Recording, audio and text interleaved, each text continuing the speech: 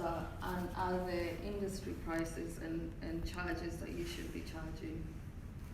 And you've got to think about things like, especially as freelancers, you're not going to get paid when you're sick and have a day off and your holiday. And there's calculators now, and there's big reports about how much people earn. It depends on location. So these are things that you can, if you do a quick Google search, find out generally-ish.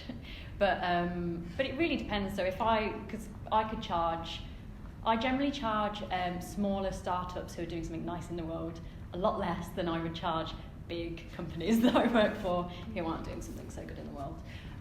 But that's their own fault. So, with me, I just asked them people pay to so, I think, first website, I think it was £160. Charlie and the Chocolate Fountain. This lady who rented out chocolate fountains, and it was great. It was absolutely fantastic. Somebody had paid me to do this thing. I've still got it somewhere. It's awful, but I'm so proud of it. And so someone said, they said, if you do this, someone else that owned a web company, they said, if you have a family, if you have children, this will need to provide for them. So then that got me thinking, well, actually, how much do I want to earn? So, what can let's say I want to earn £1,000. And let's say that a website I could sell for £250, just for example. Let's say 333 because the math is so much easier. So if I spent 1 week finding 3 clients and then a week delivering to 3 clients, I'd have met my quota, and that's how I first started. And then as you'll meet people, you'll network, you'll gain kind of industry friends, if you like, and you'll have a bit more open discussion. As you said, there's lots of kind of reports out there, depending on what industry. And again, I think that price is dictated by, it's dictated by demand. Because I hear a lot of people who sit there 10 years down the journey and say, well, the mistake I made was I took on any work when I started, and I did something, for buttons, but actually, and they say, well, I should never have done that. But if they didn't do it, well, 10 years later, they'd probably be employed or on a different journey. So I think, that the important thing is getting work, doing good work, and building relationships with people. And then as you build relationships, and you see what they value and what's valuable, then you can start to kind of adjust pricing. I think you can figure out as you go. You don't need it to be exactly right when you start out. Don't stress about it. Just put a number out there, see what happens, and if someone pays you, great, carry on with it. Make it higher. and you judge, you'll know, because you'll give someone a quote, so that's going to be £1,000. Oh, great, the money's in your bank. Yeah. You're like, should have done more. Yeah. So always ask for budget first. You'll never get it. No. But always ask. So one of the things that I've done now, and I'll probably might come on to this, is I have a web form. Anybody that wants a site, send them to the form, and the form asks for the budget. So it's not me asking, it's a process, and they're going through the same process as all the rest of my clients, and people more readily identify their budget through a form than me asking them. And I guess, again, it also depends on what you're planning to do. I'm just speaking on architecture. We always say that things cost what they cost. So, if a client hasn't got the budget, that means that you cannot do the work because it costs as much as it does. That's just the reality of it. And as you mentioned before, sometimes it's about being intentional with who you're working with. So if you're going to take up a job that's got a really small budget, just make sure that the company is at least ethical, or you really want to support them in that way. Just don't do it because you just need the money. Do it because you support the company. It'll be soulless otherwise, and you'll just hate it, and it will be the worst. Because the ones that want to pay the least are the worst clients. Yeah. Trust me. Yeah, and think about it, in terms of just, people not being able to afford your services, there are other people that can offer it at that cost, and And as you said, you're not going to be happy about doing that kind of work. I would rather work for a charity for free than give my services for free for someone who's not appreciating the investment of my time. See, I'm slightly different, and it's not because I'm greedy, because especially as you're starting out, you need the work, you need the portfolio. Depending on, I don't know. Be interesting to maybe just know what you guys kind of interested in to do for freelance, because I don't know if we could write the room and just see. Yeah, of course we can. Yeah. I'm interested in like copywriting and sort of marketing. Brilliant. Sarah, should go. Not a clue. Not clear. Okay, just generally might be interested in this whole area. Okay. I'm also considering about the copywriting, so. Okay. Christine? Oh yeah, sure. Well, I'm moving abroad at the end of this year, so I work for a living mobility service at the moment, or something like that, but sort of online. Okay, yeah. Cool. Yeah, I'm working on a freelance interpreting company. Freelance, basically. Brilliant. Karen works here. Two business ideas, but I'll give you one. Secret. Pitch it to us. My main idea is to sort of have like a vegan-friendly clothing line. I'm already in love with this idea. Being ethical in how much you pay your workers to where you source products and how they are sourced. I want to sort of like make a company like that because I think there is a demand for that. Yeah, there definitely is. Yeah. So yeah, I'm a computer science student and I'm mostly interested in like web development and stuff like that. I'm currently working on a project with my friend, and we'll see how it goes. We go with the client. Brilliant. Cool. Nice. I just had a question. How would when you approach a client, how do you talk to the client so you can make a deal? Yes. Oh, that's How do you make the deal? if like for example there's a contract and they're like, oh, they couldn't use the website, and you might approach them, hey, do you want a website or? So that is a whole other section of the questions. So let's move on to that then. So, how did you guys find your first clients? That's the first question maybe, and then we'll develop that. So, how did you find your first clients? I mean, for me, word of mouth has been the best thing that I've had to kind of make my business to where it is now. But sealing the deal is a completely different thing. And I think the best thing to do is, for me, what I try to do first is figure out what their actual problem is, that they're like, what is their challenge? Because they may come to me with, so for example, I had a client who's called Dancing Leopard, they're a fashion brand, and they came to me and said, we've got a Facebook ad problem. But when I went in and looked at it, there was a massive brand problem. And so I had to put a whole proposal together to convince them why actually their challenge wasn't what they thought it was, which actually became a 3-year project instead of what could have been just a couple of weeks. But trying to convince someone to do that, you've got to really look at everything. You've got to look at their business objectives, you've got to look at what value it's going to bring them in the long term and short term, look at what resources they already have. There's so many different aspects, but you've got to understand who they are, what they want, and what they want in the long term. Because just kind of putting something out there cold is going to be quite a diluted message. Just saying, oh, do you need a website?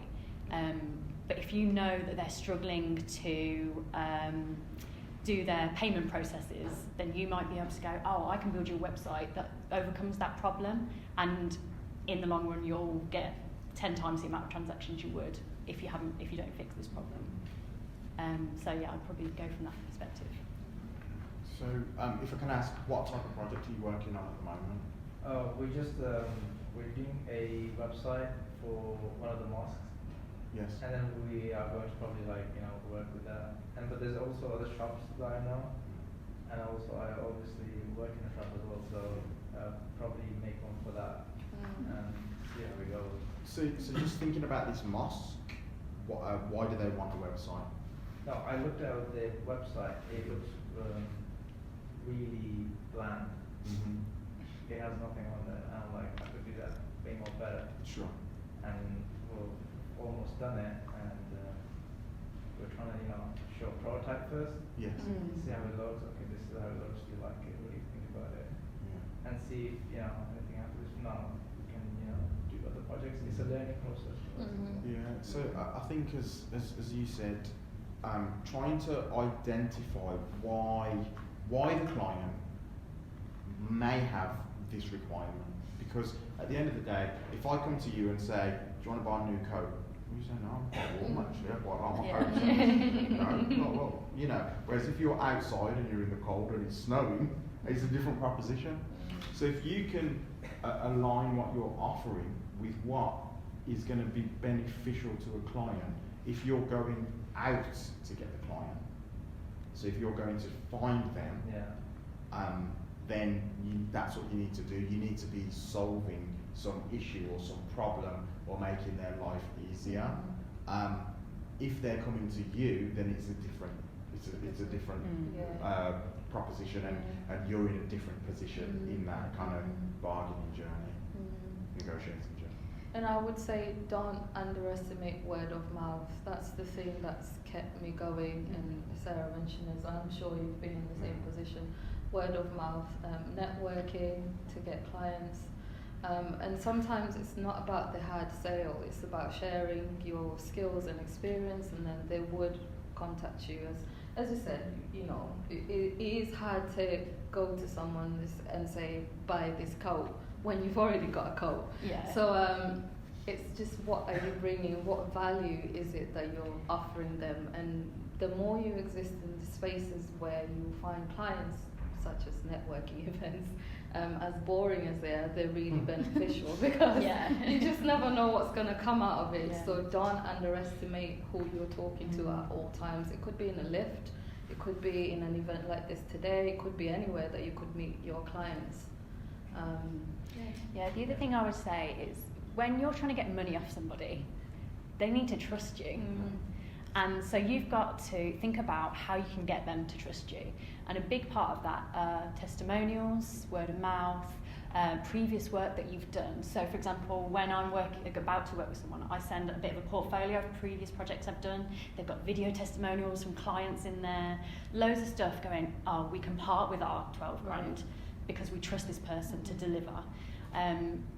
It can be really easy to want to do the work before you almost do this might be what the logo looks like, or I could do this and it looks, but it's a dangerous pit to get into, that one.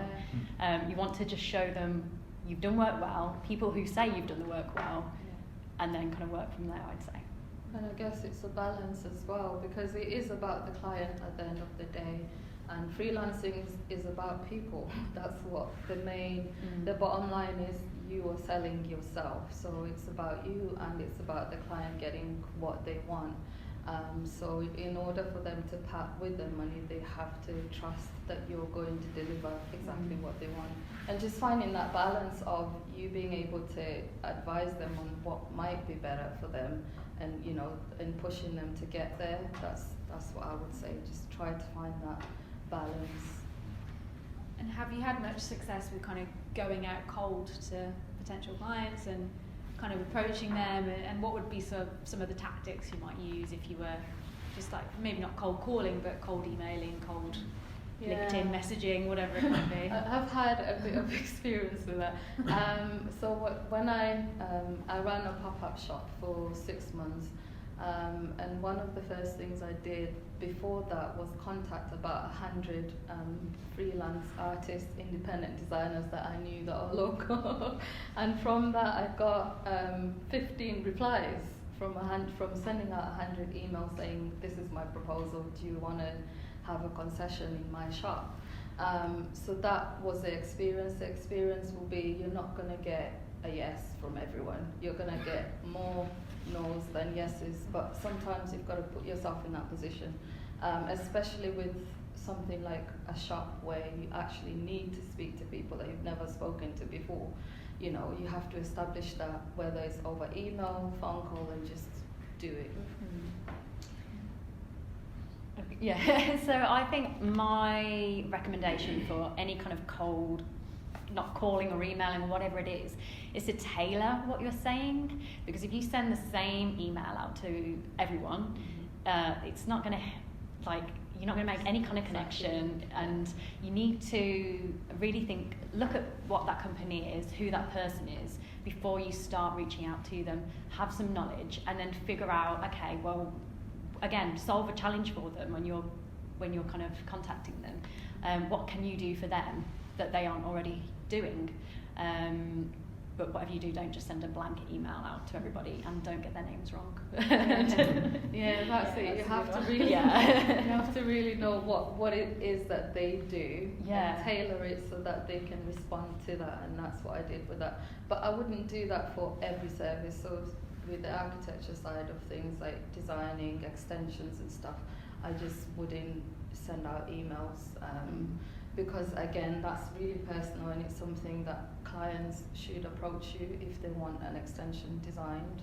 That's something that they need to make the decision, rather than getting an email saying, "Do you want an extension?" Exactly. And I think a couple of things. Go for no. Like, going for yes is so depressing because it's so hard to get people to say yes. So just get them to say no.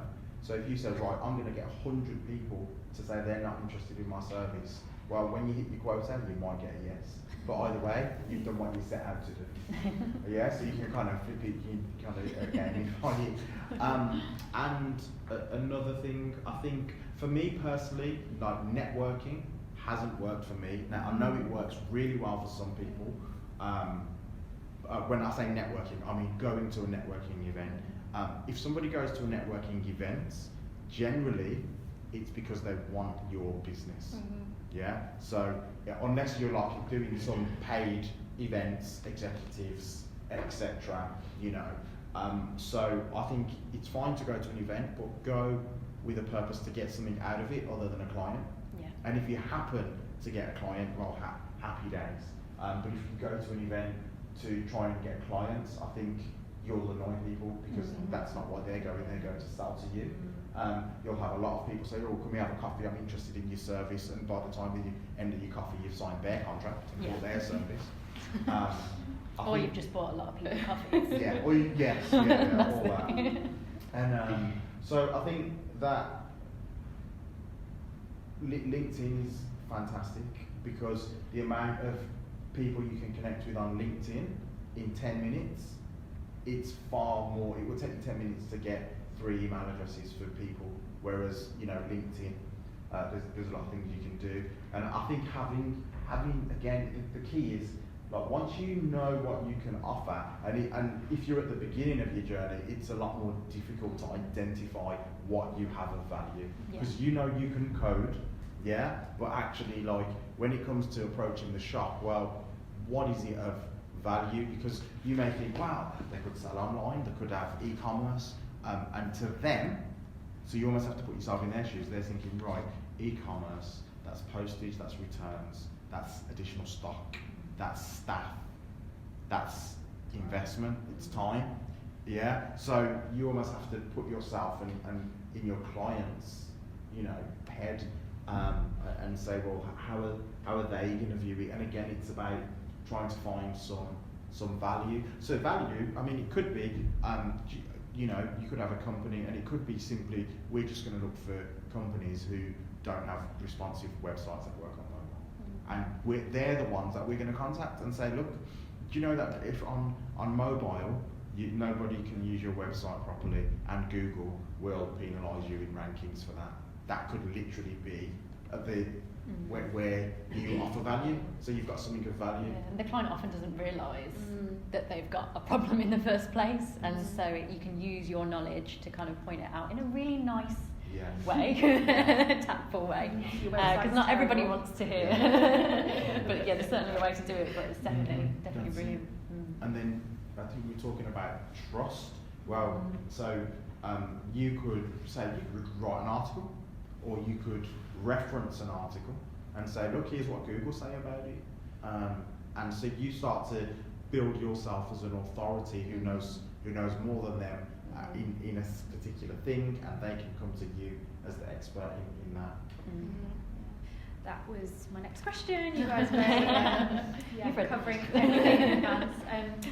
I guess how important to you is sort of having your own personal brand, if you want to use that phrase? Like, do you kind of actively build your own profile, and do you use social media to do that? How do you kind of approach that whole thing?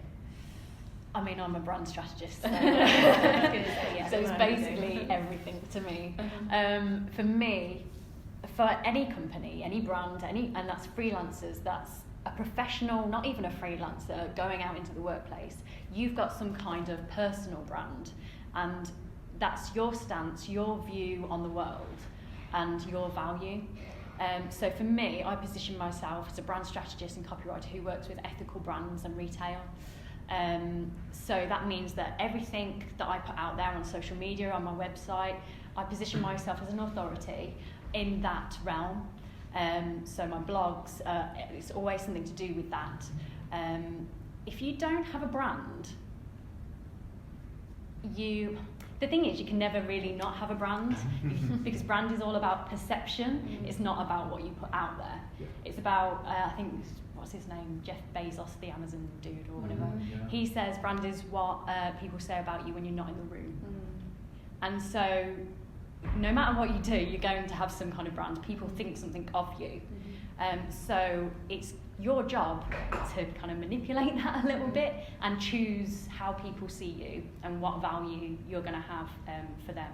So yeah, figuring out your position, like what are you good at, what's your experience, what are you interested in? Because for me, my interest in sustainability, veganism and all of that kind of stuff is what moulded my personal mission. So I want to help businesses because I know that it will help the world kind of at the end of all of that. And that's only come in the last few years. My mission has changed along the way, and that's absolutely fine because your brand will always evolve with you as you go. But yeah, it gives you a position in the world, gives you your niche, so it's really, really important to think about that. I'll just add on to what you're saying. I think for me, it has come in the last few years. I'm still trying to build my brand, so thank you for that. Yeah, so that's actually one of the things that I wish I knew 6 years ago. Just the amount of time and effort and intentionality that comes with presenting yourself out there. What you often find as a freelancer, when you start taking up work, you would just be working, running and working, and you're not thinking about yourself as a client who needs to be branded and needs a website, needs social media, marketing, advertising.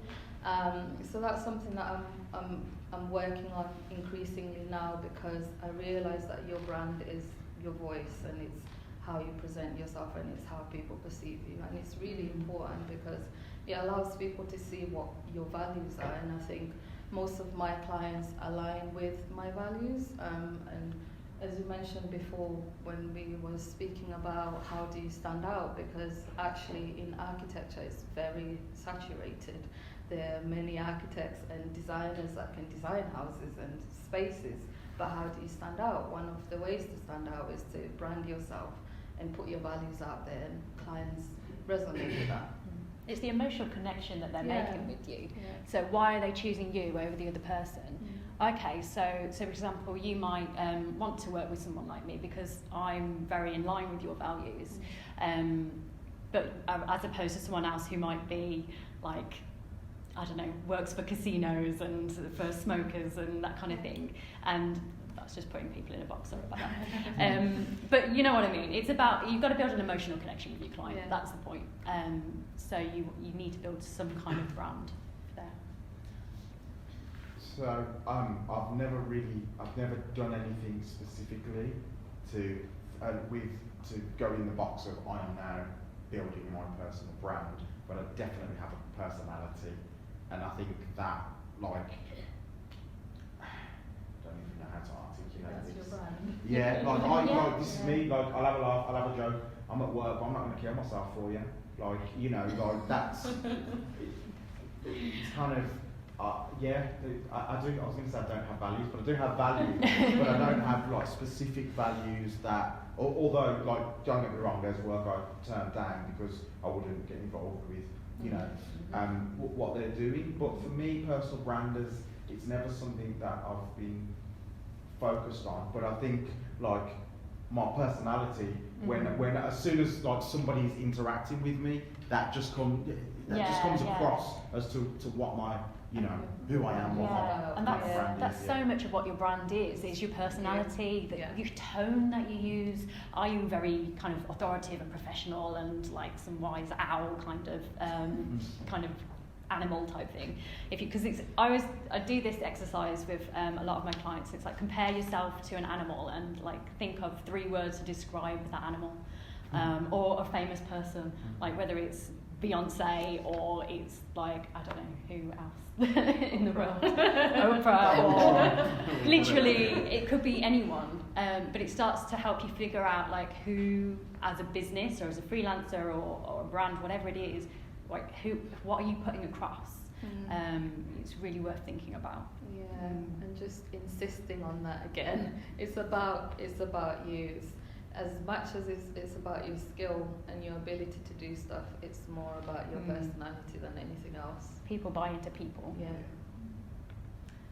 Right, let's cover some of the less exciting but essential things. So obviously working for yourself, you're responsible for your own taxes, all of that stuff. You haven't got an employer looking after all of that for you. So do you have any sort of advice or I guess some things that you wish you'd known at the beginning of your self-employment journey that are just the key things to know about how you like logistically and you know all that kind of essential stuff you've got to do as a freelancer? I say there's software out there for everything. Don't do it yourself. Get off the spreadsheets. Like there's software, Free Agent, brilliant software for doing your taxes and things like that. It automatically sends it all. It's just bloody brilliant. And you can even, there's new like fintech company, I forget what they're called now. But you can use them if you don't want to, if you've got invoices that you've sent out and people haven't paid, they will sort that out for you. So they're essentially a rebranded debt collector, but they're great for freelancers who aren't great about talking about money and for people with clients who don't want to pay. So yeah, like get everything software. It's all out there and it's cheap, and it's worth every penny. Yeah, I insist on that. Yeah. Google has all your answers, and there's all softwares that exist now that you know you can do anything that you wanted, and also depending on the type of work that you do. Personally, because of the scope of work now, it's meant that I need to have an accountant, for example, and we've had an accountant for about 5 years now who takes care of everything. But that doesn't mean that we don't do any, keeping of receipts and organising and, using software such as Xero, where it's all coordinated with the accountant and they can see everything that's been uploaded on there. So definitely get software that's going to help you to do anything that you want to do. But like you say, you've got to stay organised. Yeah. The worst thing is you get to like the 30th of January and you go, shit, I haven't done haven't taken photos of my receipts. I don't know what I paid for this, or I can't remember where my train tickets were. Yeah. Like, oh my God, do it as you go along. I still don't. I try. Yeah. It's something that will probably be the bane of your life. But just try and do it as you go along. You have little bit by little bit. Yeah. You don't want to be on the 30th of January and your accountant, if you've got one, doesn't like you very much. Even if you don't do it as you go, trying to do it monthly and consolidate everything. And it's a really good way of finding out how your business is doing, I find. Just looking at the receipts of what's going out versus what's going in, and if it matches that. Yeah, it's true actually. Yeah, it really lets you know where you are in business and how much you're actually making, and what you need to reach for your next month and stuff. Yeah, it's a really good tool to actually figure out like business forecasting. Yeah. And that's another point. I don't know if it was part of the other questions, but just because you're a freelancer and self-employed doesn't mean you shouldn't see yourself as a proper business. It's really, really important. I think business forecasting is something that I didn't do for a long time, but now that I do it, and because I was like, oh no, it's just too businessy and salesy, and that's not me. I'm so creative, blah, blah, blah. It's bullshit. Like, you actually, forecasting is the best thing I've ever done. And I can say, like, I've increased my profits by like 15% this year, and I'm like, I love it now. And it's so good to have that, because it really empowers you. And it takes you away from, you think it's something you don't want to do, but it kind of pushes you further, pushes you harder, especially when you're working on your own. And also just providing yourself that structure that's going to push you up the ladder, because as a freelancer you don't have the blanket of the company behind you pushing you and doing auditing or, you know, forecasting your finances and stuff. Just having that organisation and structure in place that will push you up that ladder is really, really important. And the less time you spend worrying about that, the more you're focusing on your clients. Exactly. All of that stuff. So it's a, you know, not a nice task, but essential. Yeah. Yes. Anything to add around, like, kind of, I guess, logistics of running, you know, being self-employed, or any tips for first timers? Yeah, so make sure you pay your tax, because then they don't close your first company down. It's always a good one. Don't put that on the blog list. I think when you're financially strained in a business, sorry man, I'm so unfit. I'm one flight of stairs and I can't even talk now. When you're financially strained, you make the worst decisions in your business, because you'll be driven by that rather than by the actual work you want to do, the clients you want to work with. So if you can manage, the better you can manage your cash flow now, it just fares better for you along your journey. That's so true, the cash flow.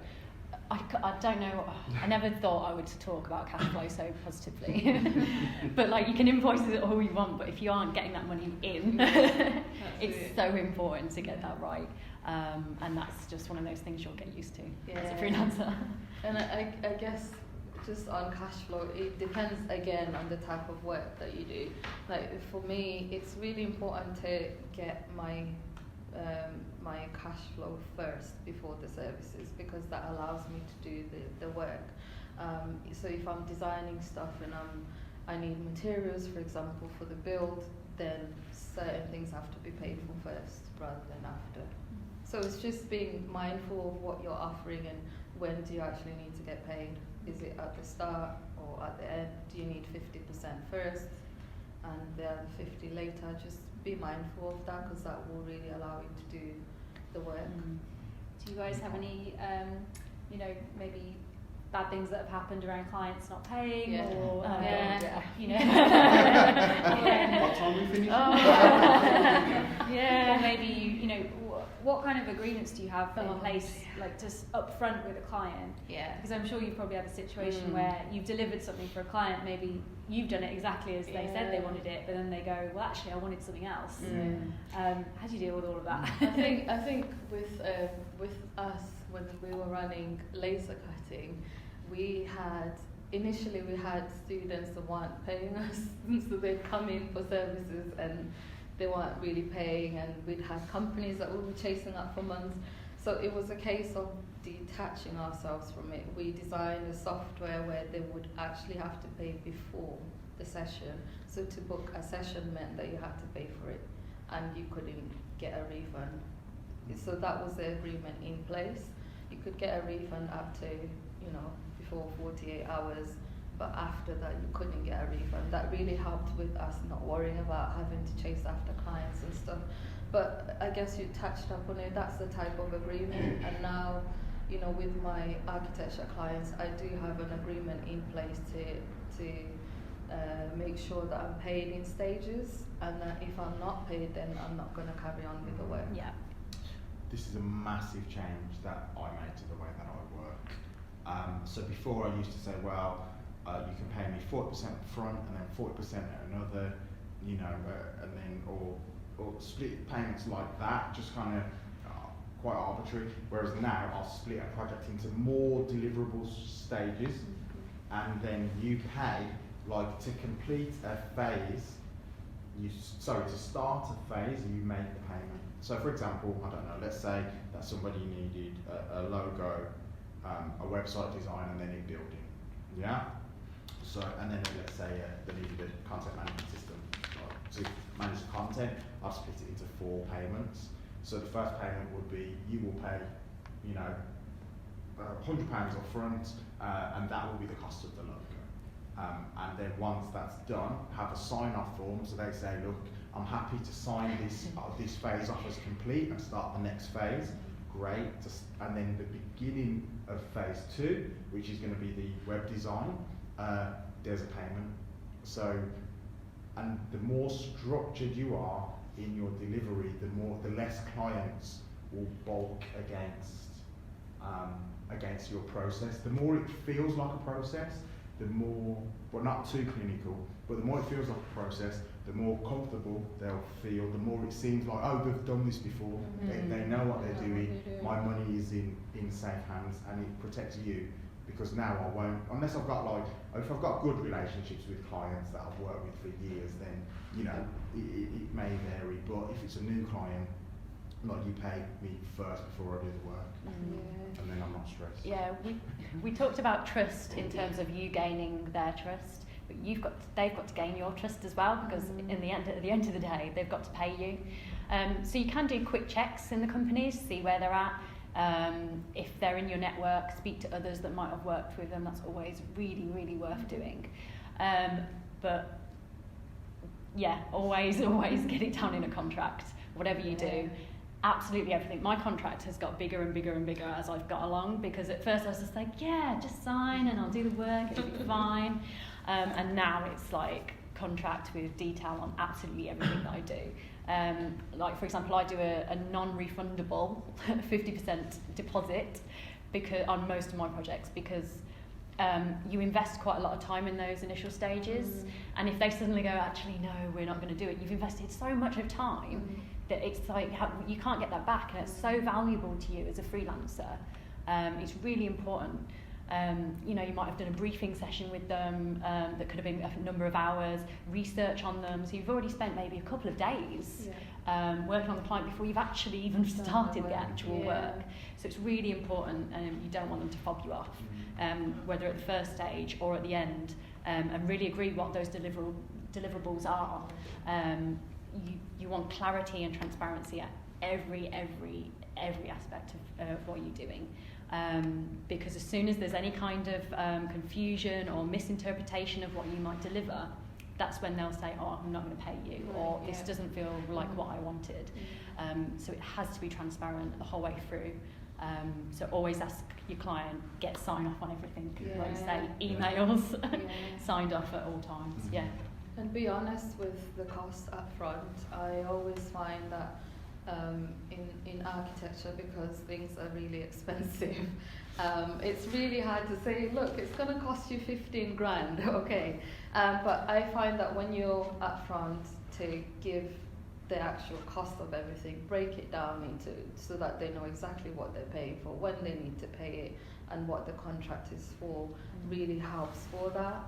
So I would say, do not drop the ball. Be on job at all times. It doesn't matter, and I think you mentioned it depends on the relationships as well you have with people, but I don't underestimate that, because I've had an experience where I've had a client who I've worked with for years, and then now suddenly they're not paying for the services because of that. That's a really good point. So it's just knowing that just because you've known someone for years does not mean that you can now relax and not have your agreements. You should still carry on with that. That just goes on to another point, is that, one, don't work with family and friends. But if you do, they get contracts too, even more so. Question. Yes, probably one naivety, but like, if they don't pay, is that the stealing, so you can get police involved? You can go to the small claims court. So there is a process, isn't there? So it's really interesting, because in my opinion, if I go to the shop, and let's talk about the same Mars bar, if I take the Mars bar and I'm not paying, you know, it's a criminal offence. However, it's slightly different it's more litigious. So you could take them to court for it. And this is why you want a contract, Yeah. because if you don't have a contract or some kind of an order, a purchase order, which is stating what you're going to deliver, they've signed an order form from you, it's a lot more. Like, you may have to go down the court route. If you have that, when you threaten to go down the route of taking them to court, they know that they have agreed to X, Y, and Z, and you've delivered X, Y, and Z, and they don't have a foot to stand on. So so long as you've done your job, like, if you get that contract, that's usually enough to protect you. Sometimes. Yeah. Great. So this is the kind of last section of questions. But if you guys do have any questions, just raise your hand at any time. So I guess with any career, but maybe especially with this kind of career, there's risk and there's reward. So the balance between the kind of positives of freelancing and the challenges. So let's start with the good stuff. What do you love about being self-employed and freelancing? What's really great about it? I mean, I love that. For me, I really love freelancing because it allows me to put my health and well-being as a priority. And there are lots of companies. I probably would work for a company, maybe. She says, if they really, really put my health and well-being at the forefront, I was doing something that I loved. But I haven't come across any company that does that. And so freelancing allows me to do that, and kind of, I've got that power to create the lifestyle I want. Saying that, I'm still working for other people, and that's why it's so important to think about what kind of people you want to work with, because they've got to fit in with that as well. So yeah, for me, that's the best part of it. If I'm not having a great day, or I need to go and do something with family or whatever, it gives me that flexibility most of the time to be able to kind of do that, take a breather. Yeah, so that's for me the best thing, I would say. I think I'm the same, like just the freedom that freelancing offers me, and just that, independence and being able to grow at your own pace and to challenge and reach for the things that you want. It just works great for me, and especially now that I'm a parent, it just works seamlessly, because it means that if anything happens with my child and he's unwell, then I could stay home with it without having to think about, work and stuff like that. But I will say though that I will need to get employed in the near future, because to become an architect I need experience in an architectural practice. So that's something that I will take up, full-time employment in the future. But for now, freelancing is working great. I'll go back to it once I've finished with that. Yeah, but like you said, like working from home. Yeah. Oh my God, it's like the future. And I think a lot of people want that, don't they? A job where you can work online or whatever. So you've got that flexibility of working from home if you want, or co-working spaces, or in whatever environment that you choose. And that flexibility is it means so much. It's really, and I think a lot of companies are doing this now, where they're allowing their employees to work from home a lot more, and just that flexibility. So just, the advantages for me for the last 6 years have been greater than the disadvantages, hence why I'm still here doing what I'm doing, and I will go back to that after my employment. I think definitely resonate with what you guys are saying. The amount of flexibility that I have, and I'm going to caveat that when we speak about the cons. The flexibility is the best thing, I think, because as far as I'm concerned, we grow up and we are taught that you go and you work for someone, and you work 9 to 5 or shifts or whatever, and we kind of grow up with this, and it's even less now than perhaps I'm 36, it's 20 years ago since I left education, but it's less of that now, but being able to kind of break that paradigm apart and say, actually no, I'll kind of do, if I can't sleep at 2 o'clock, I can work, but I can not only work at 2 a.m, I can actually earn at 2 a.m. there's a difference. Because Yeah. you could be employed and you could work at 2 a.m. but no one's paying you for it. And I think another thing is the money. You know, that you can work harder and earn more. And I think that's a great thing because, and you can choose to a great extent, and especially the further you are into this freelance career, you can choose the people you work with, the work that you do, the hours that you work, and I just think that adds real kind of quality to life. I remember I was on a train once and I was coming back from London speaking to this guy, and he was saying, you know, yeah, it was quite a late train in the night, and he said, yeah, I'm working hard so I can, you know, provide for my family, and then I just kind of chatted to someone random, and he was employed and he wanted to earn this money to provide for his family, and then I asked him about his values. I said, well, what are your values when it comes to your family? And it was all about spending time with family. So actually the course he was on was, which he thought he was meeting his objectives, was totally counterproductive to what his actual core values were. And I think freelancing allows you to align, but yeah, if you're working for someone else, you can't, or you're stunted as to how much you can align work with what you want your life to be. Whereas actually when you're freelance, you know, to a great extent, you can do that. Like a really good example is my partner worked in recruitment, and you don't get a lot of necessarily freelancers. You tend to work at big agencies, but he went freelance because he wanted.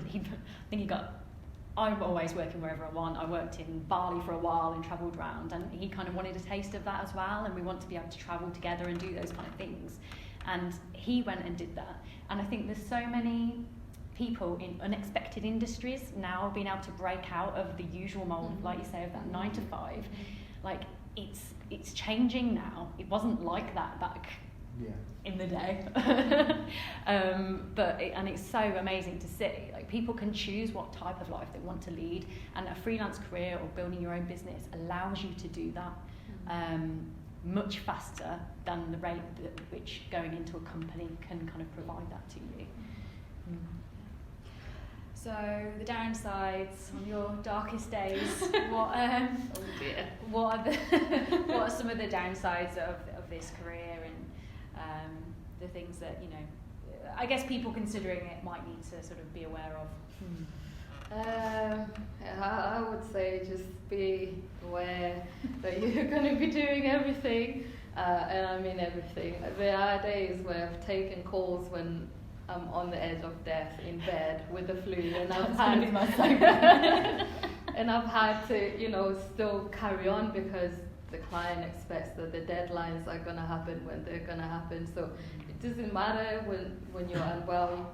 You know, sick days are not the same as if you were working for They're a company. non-existent. They're non-existent. So you have to bear those things in mind, that you're going to have to work hours where you wouldn't work, like weekends, late nights, which sometimes can take away time from family, and you know, but then again, it's just finding that balance. Again, if you're really disciplined, you could set up a structure where you work up until a certain time and you don't work weekends, and you do it like that. But yeah, so that's one of them. And then sometimes you have periods where you're not getting in work, so that's where cash flow comes in again.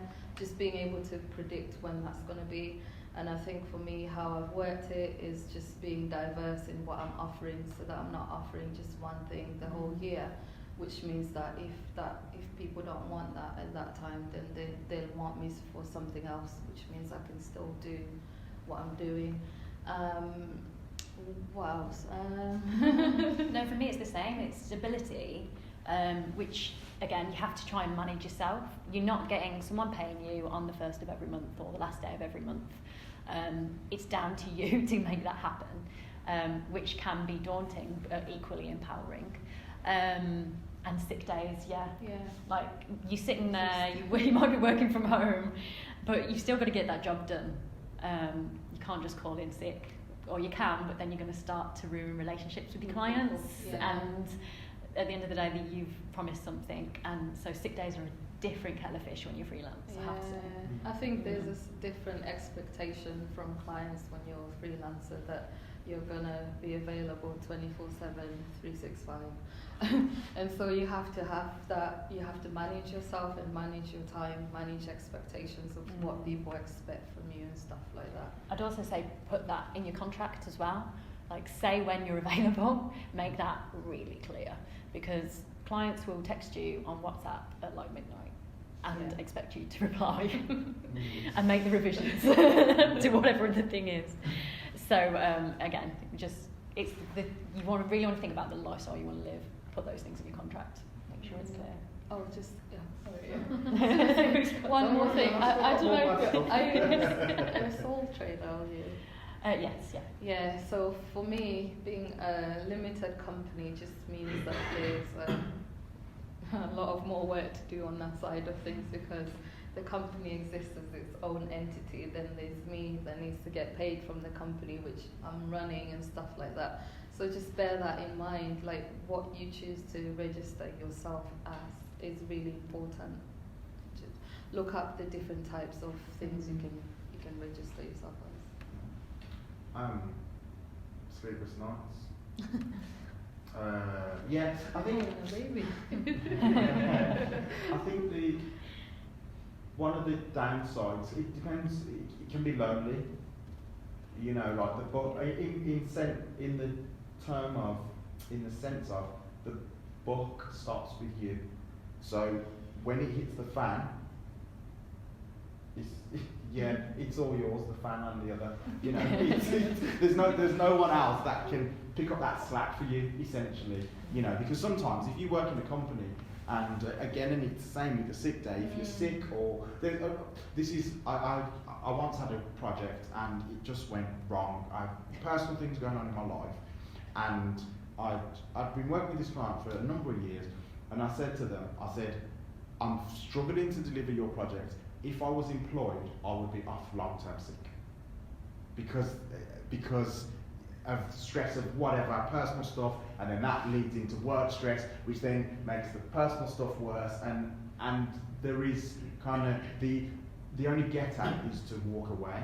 And I think that this is an important thing. I think, like, don't be afraid to walk away from freelancing or from what you're doing and to start again. Like, big companies do it, right? Big companies, they manage the financials so that I'm not encouraging this action, but they manage the financials so that the executives get all the bonuses from the pension fund, and then the people are left without pensions. And so big companies, they do it in a bit more of a way. People who are employed, they have enough and they leave a company. A company who has had enough of the employee separate from them. But at no point does the company see themselves as a failure, or perhaps the employee who has left a lot of the time wouldn't see themselves as a failure. So when you're freelancing, like, it's okay to walk away, get a job for 3 months, 6 months, a week, and come back and do it again, because it's not for everyone, is it? No. It's not for everybody. Because if I wasn't so stubborn, like, I look back and there's times where I should have gone and got a job for a year and then come back to it just for my own sanity. So fortunately, I've managed to hold on to my sanity with my fingers. But I don't, because I think there's this thing about, like, being a failure if it doesn't work. But, like, you only read generally of the success stories of businesses and startups. But for every business startup that's starting, you know, there's someone else remortgaging their house to pay off the finance that they took out to finance. So, like, I'm not encouraging that either. So don't be afraid to say, actually, in this iteration, it's not working. I'm going to do something else, whether that be, I'm going to do something else tomorrow, or whether it be I need to take a break, I need to gather, collect, and come back to it. Just know when to evolve, I guess. That's what I call it. It's not really a failure if you haven't made it work the way that you wanted. You've just evolved and changed and become something else now, and embrace that and just go for it. And just to touch on the loneliness aspect of it, that is so important. Like, you've got to know if what type of person you are. Do you work better in teams, or do you work better alone? I've worked at home on my own with my dog Harry for many, many years. And He's doing all the work, really, isn't he? Seriously, and that's my colleague. Like, he gets me through. And I lost a lot of social skills. I'm just going to put it that way. But I think it's really important to know whether that's where you work best, or actually you still work as a freelancer in an agency or with people around you. There's co-working spaces. It's important to really understand where you work best, and then the spaces for you to kind of figure that out and do that. But the loneliness can hit you. Yeah. You don't realise it until you wear your pyjamas and you call them inside clothes. They're not, they're pyjamas. Yeah. I agree. Just finding spaces where you could go and get that energy, has been really useful for me. I used to co-work at Impact Hub now. Did you? Yeah. So they've shut now, they're going to a different space. So I worked there for a bit, and Steam House and Melting Pot. So it's just really important if you need people, you need that energy back. They're communities, aren't they? Community, as well? If you It's need not that, just a space. find co-working, and then if you need quiet space, then just work from home or have a private space somewhere else. I'm at WeWork on Cornwall Row at the moment, and it's amazing. There's like a barista that makes you coffee all day for free. And there's an even better bit. If you're a drinker, I'm not a massive drinker, but they have taps of alcohol free from 3 p.m. That's all I'm saying. Very Okay. sorry.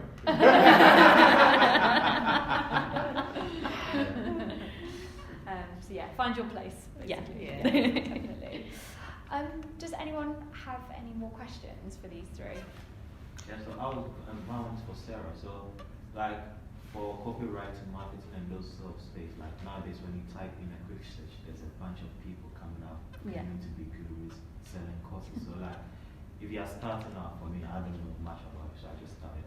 And like, you're using these online materials, like, what's the best way to go about learning the skills? Because like, there's a lot of people selling expensive courses. Everyone is trying to pick them up. I mean, it is hard. Everybody is doing courses nowadays. But there's lots that you can learn from them. What I would say is there's so much you can learn for free, first of all.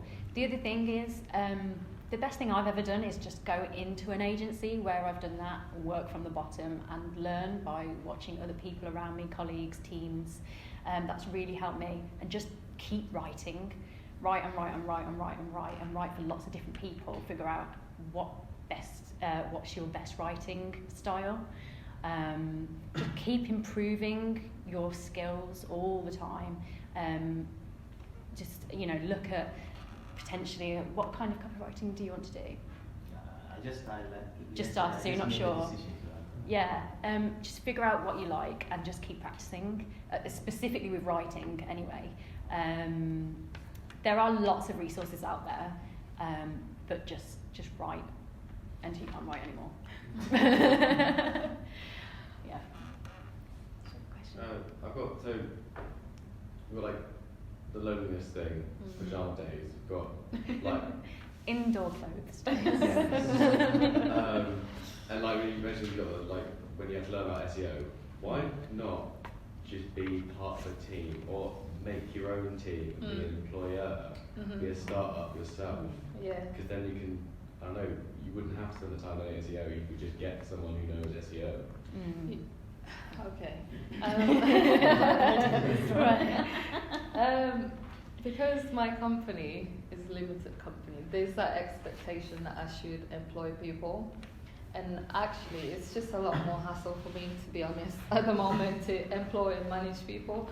So at the start, we used to do that. We used to employ people that would have the different skills. But now, it's a good point.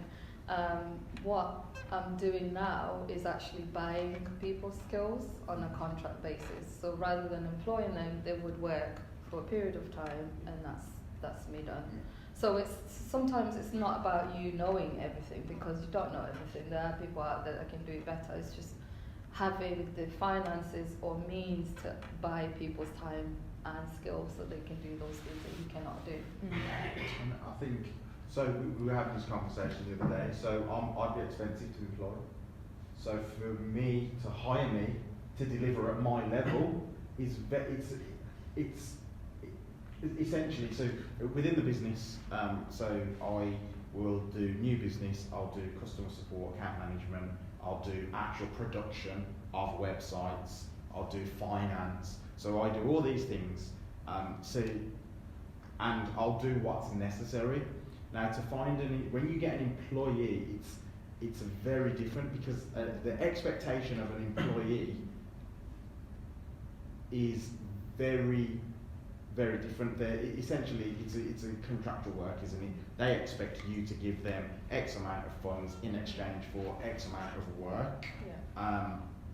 And it's a very different dynamic. So at the moment, we all talked about being able to be autonomous with our time. Now, if I have an employee, how can I wake up today and say, I don't want to work, I'm going to go to the park because it's sunny?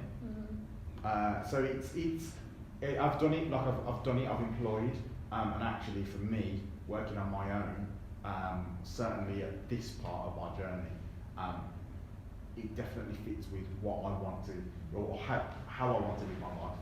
Yeah, fits with working on my own. Sometimes it just doesn't work. Sometimes if you're a small company and you're not actually getting that much money to be able to employ people to be there the whole year round, it just doesn't make it doesn't make sense. If you're a bigger business and you have that capacity and work that's coming in to do that, then you can do that. But I think the point is to just be able to tap into your network of people that revolve around you, that could support you at the times that you need that support. I think it's two things for me. I do work with other people all the time. So I work freelance in agencies, so I've got teams around me to do those sorts of projects. But I also work with other freelancers all the time. So because I do brand strategy, I don't do brand design.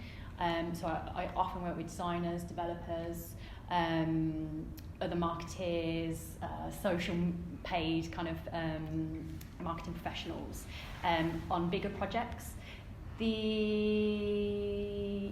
So what was the question again? It was like, so what, like, Employee.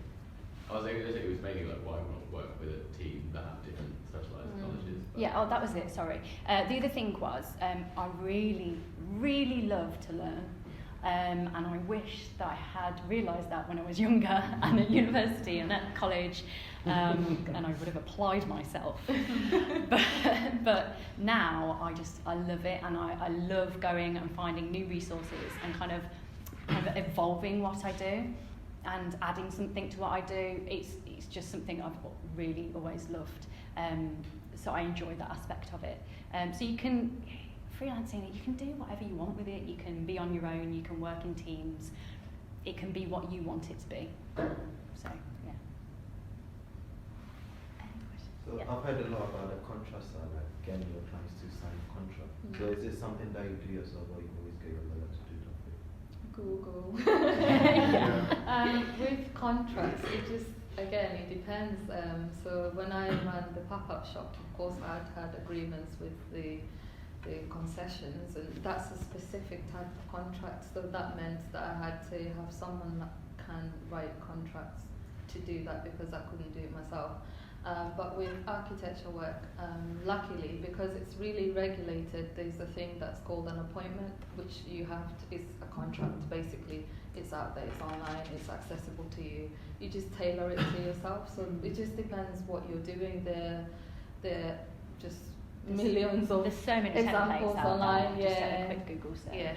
And the other thing, another piece of software that's worth looking at when you're looking at contracts is HelloSign. Yeah, because it's a digital signing of contracts. Yeah. No printing anything. No, I don't know if you guys even know what a fax is. You don't need to. HelloSign is the way forward. It's amazing because you can get people to sign it online, wherever they are, all over the world. Yeah. Can I mention something that, Yeah, couple of things. So I think something that's, two things that are really important are processes and positioning. So positioning is how you position yourself as the prize, because at the moment, you're probably thinking, right, well, if I can get this shop on the corner to buy a website off me, that's the prize. And you're thinking, if I can get someone to, anyone, I want to think, if I can get anyone to pay me to write 3 words, that's a prize. So you need to reverse it and position yourself as the prize. So you know, like I always say to my friends when they go for interviews, I say, don't forget you're interviewing them as well as them interviewing you. And so if you have faith in what you do and you believe that what you do is of value, you can start to position yourself as the prize. So then the client is now salivating over maybe being able to buy some of your expertise. And then a great way to do that is processes. And I tell you, for years and years and years, I heard people say, build processes into your business. And I says, yeah, okay. And then, you know, and I did a course and I was like, oh, that's a process. I was like, that's what it's like. And so what I have now, so I mentioned earlier I've got a form that a client fills in. So if you say, oh, I want a website, it could be my mom, and she says I want a website, I would literally send her this email, which has a link to a form. Then I would get the responses to this form. Then a client will get graded or potential client will get graded based on their response to the form. So they'll get graded on a number of things. So number 1 is how much do I want to work with this client? What's my feel? You know, as working with them. Number 2, how much detail did they actually put into the form? Because if they didn't really bother putting much detail in the form, they probably don't value me and my time, and they're probably not that committed to this project. Yeah. One of the other things is,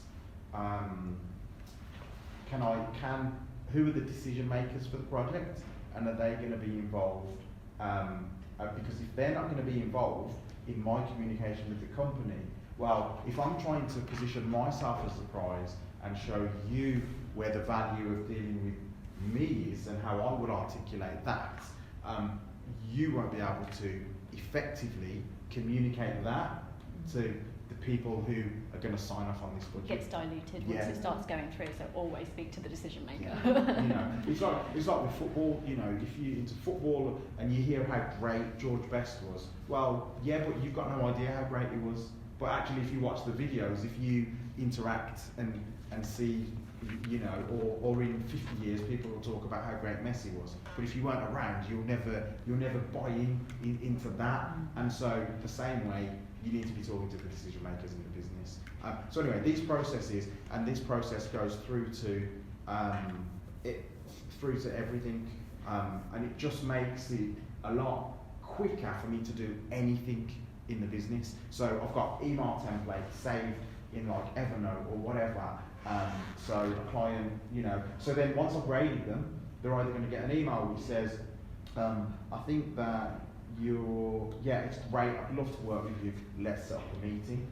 I then have an agenda for that meeting. And then I have a proposal document which is based on the questions I ask in the agenda. So it's a lot quicker and a lot easier. And what you'll find, how many people have you spoken to who say, oh, do you know what, I got in contact with someone, it's not they didn't even want to work with me, they didn't even bother getting back to me, it's because they're too busy. Or they're just stuck in the headlights when they get this inquiry. Whereas if you have process, it just allows you to rapidly, and obviously tailor it for each client. But I think that's really important.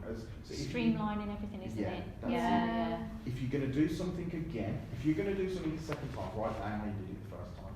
And then that also means, coming back to your question as well, when you're ready to employ someone, you go, look, here you go, this is how the factory works. Right. This is your systems.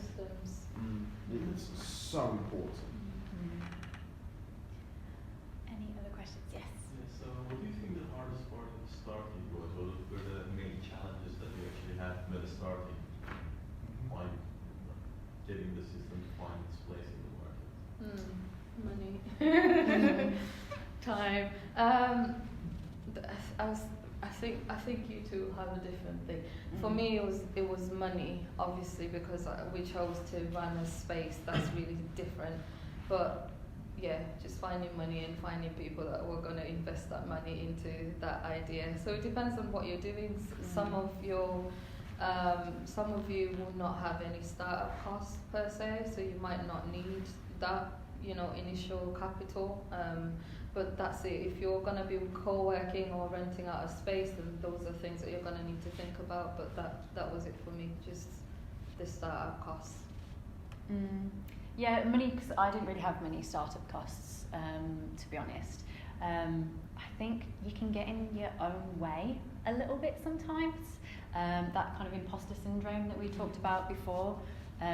Sometimes it's like, there's so many things and reasons why you might not take that jump. And sometimes you just got to take the jump. Just go for it. So I think that I was thrown into it a little bit because I'd been thinking about it for a long time. I got in my own way for all that time. I was made redundant and I was forced into that decision. But you don't need that. You just have a bit of confidence in yourself and just jump into it if you can. But be prepared. But yeah, go for it. And I guess it depends. I think for me it was the same because suddenly you've got bills to pay.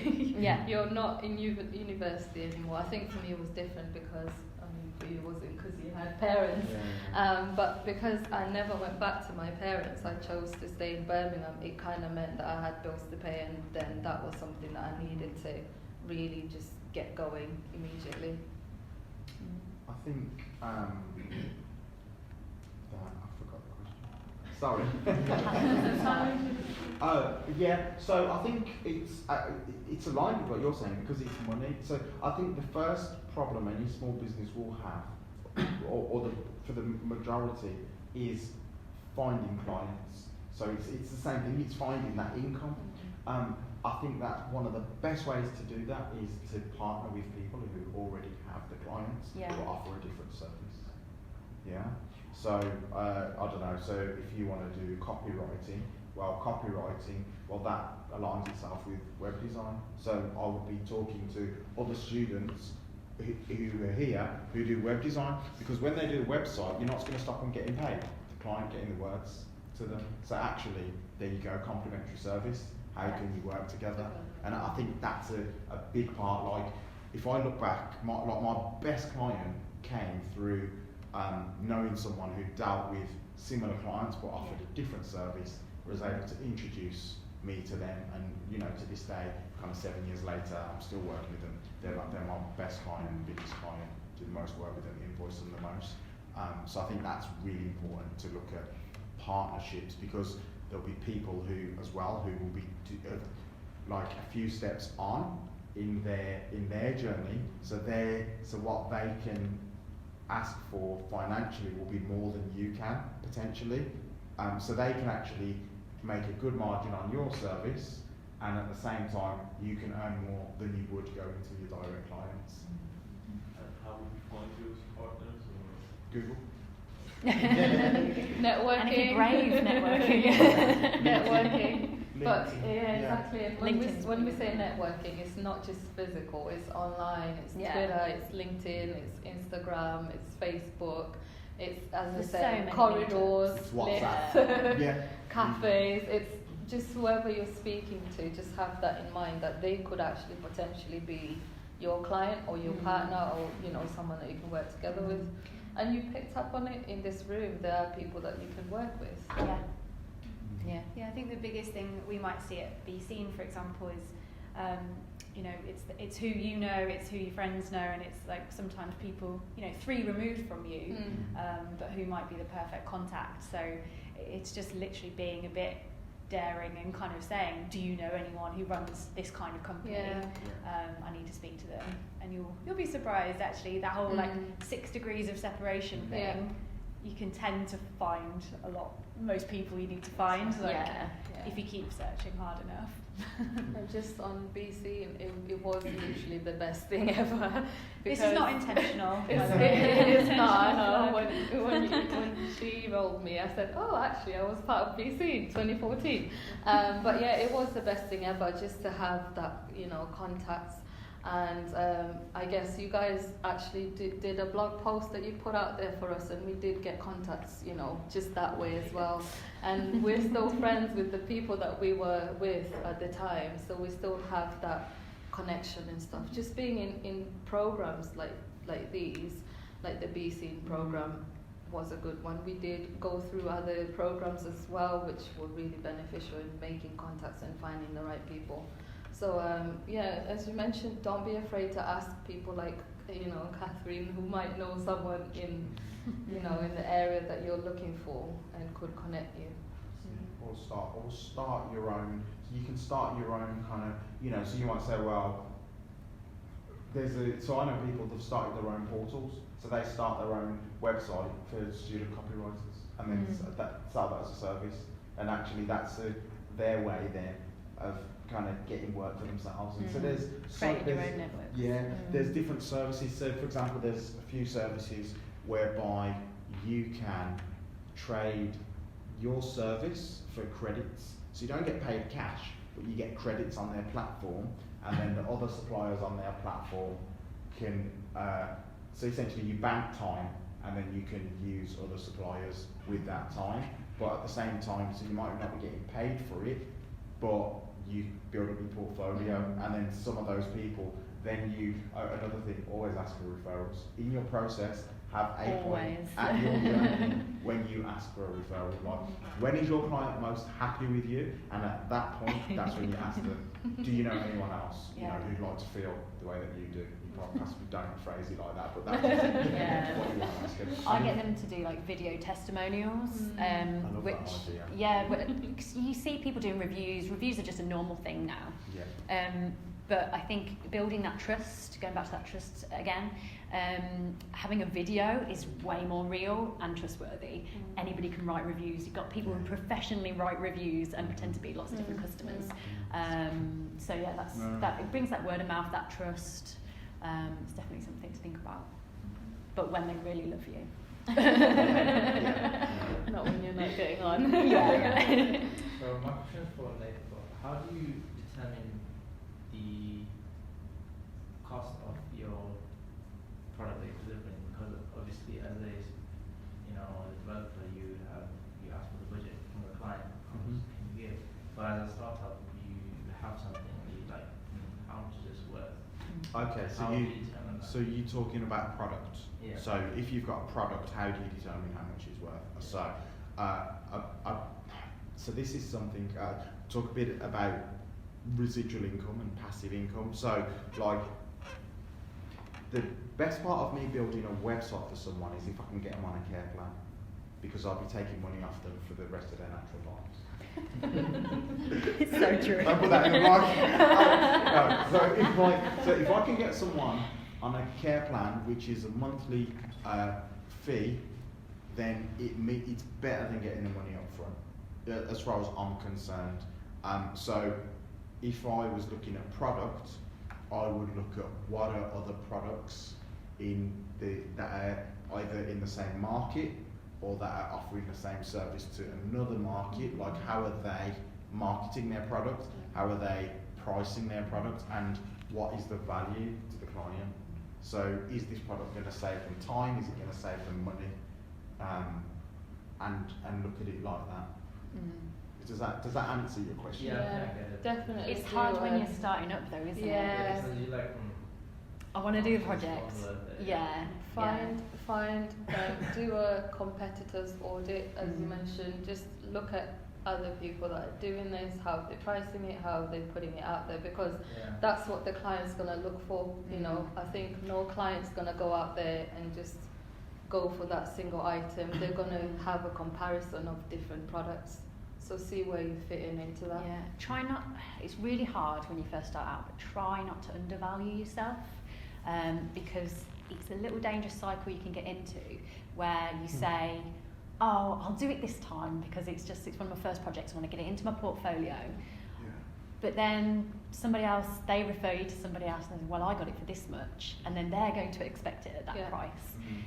So you've got to be really careful about how you value yourself, and don't just do it so cheap that it becomes worthless and it starts to affect the rest of the projects that you do. Yeah, just try and think about that.